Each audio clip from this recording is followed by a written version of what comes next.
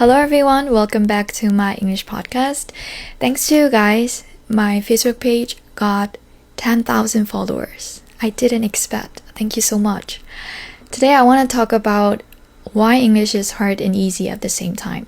Do you agree with that? Let's talk about it. It is just my opinion, so take it with a grain of salt. Let's get started. Okay, let me start with the reasons which makes me think English is easy. First, English is a global language and a powerful one as well, so you can get by with fairly busy communication. And second, we've learned English over 10 years at school, so it makes us think that we know English, but we actually don't. Anyway, so we don't need to learn from scratch again. We already know the alphabet. We have that experience, we already have that experience. So yeah, I think these are the reasons, these are why English is easy to learn. To tell you the truth, I think English is really it's a tricky language. It is widely used all over the world, but even native speakers use it however they want. So the rules are so inconsistent. I hate it. Sometimes that pisses me off. Now let's talk about why it is very hard. I think English is relatively easy to learn when it comes to basic, but moving from B2 to C1 or C1 to C2 is very challenging. You know what the most annoying thing about English is? Idiom and phrasal verb. If you see a sentence, you know all the particular word, but altogether you don't know what it means. It's so annoying.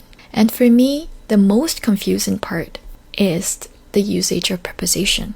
To or for or with, it is so confusing. Okay, one more thing left. It is about pronunciation, right? Okay, there are so many silent letters there. I don't remember when it was exactly. I was hanging out with my friend and I saw the letter C-A-S-T-L-E. So I read it loud, castle. But my friend said, no, it's castle. And I argued with him. I thought he was wrong. And he said, no, T is silent. And I didn't believe he was right. It was castle. So why is T doing there? I still remember it. It was written on outside the apartment. It was the name of the apartment, I guess. Yeah, I think these are the difficulties that English learner encounter.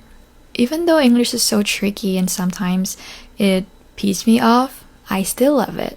I don't know how you're going to say, but I believe that learning a language is building a new spirit, a completely different identity. I know that sounds creepy, but it's interesting. Over the past few days, I've been reading a book called 이중 언어의 기쁨과 슬픔. In English, it is Happiness and Sadness of Bilingual. This is so interesting. Book written by author, it's Julie Sedivy. I don't know how to read her name. So she moved to the States when she was 5 years old. It is about her life and about losing her mother language and how sad the reality is. So it is about the languages. Yeah, I recommend to you if you're interested in linguistic. In this book, it says when you use multiple languages, you have different spirits. So they're fighting each other to win against. It's fantastic. I think it's pretty interesting. Okay, I don't remember what I was saying. What was it? This is what I thought about English and why I thought it is very easy and painfully hard at the same time. That's all for today. Thank you for watching.